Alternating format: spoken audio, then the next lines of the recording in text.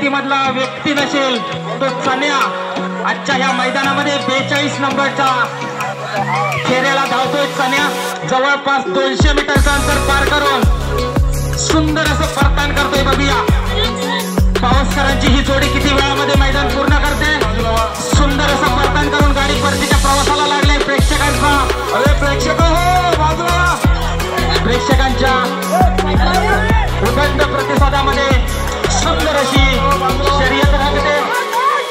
मंगेश पावसकरांचा चन्या शेवटचं 20 मिनिटाचं